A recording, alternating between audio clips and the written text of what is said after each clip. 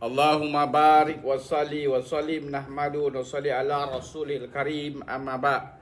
Sayyidina Abdullah bin Abbas radhiyallahu anhuma berkata bahawa sesungguhnya Rasulullah SAW telah bersabda tentang orang yang beriktikaf bahawa dia terpelihara pada dosa-dosa dan dia akan diberikan ganjaran amalan amal kebaikan sama seperti orang yang melakukan semua amalan kebaikan itu. Miskat. Sayyidina Abdullah bin Abbas radhiyallahu anhuma berkata bahawa sesungguhnya Rasulullah SAW telah bersabda tentang orang yang beriktikaf bahawa dia terpelihara pada dosa-dosa dan dia akan diberikan ganjaran amal-amal kebaikan sama seperti orang yang melakukan semua amalan kebaikan itu. Miskat. Keterangan dua faedah iktikaf yang khusus telah dinyatakan dalam hadis ini. Pertama, melalui iktikaf seorang itu akan terpelihara pada dosa-dosa. Jika bukan dalam keadaan beriktikaf disebabkan kecuaian ataupun tersilap akan wujud keadaan-keadaan yang mendorong seorang itu terlibat dengan dosa. Betapa besar kezaliman seorang apabila dia melakukan maksiat pada waktu yang begitu berkat. Disebabkan iktikaf seorang itu akan selamat pada keadaan tersebut.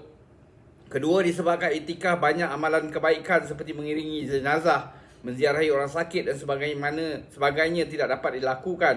Namun ganjaran mana-mana amalan yang tidak dapat dilakukan kerana berada dalam keadaan iktikaf masih juga terus diperolehi. Allahu Akbar, betapa besarnya rahmat dan limpah kurniaan Allah SWT.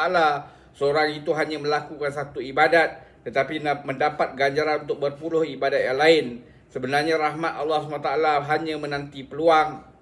Dengan hanya sedikit doa dan tumpuan, rahmat Allah SWT akan turun mencurah-curah. Seorang penyair bermadah, dia tidak memberi dengan bayaran, tetapi dia memberi dengan hanya sedikit alasan.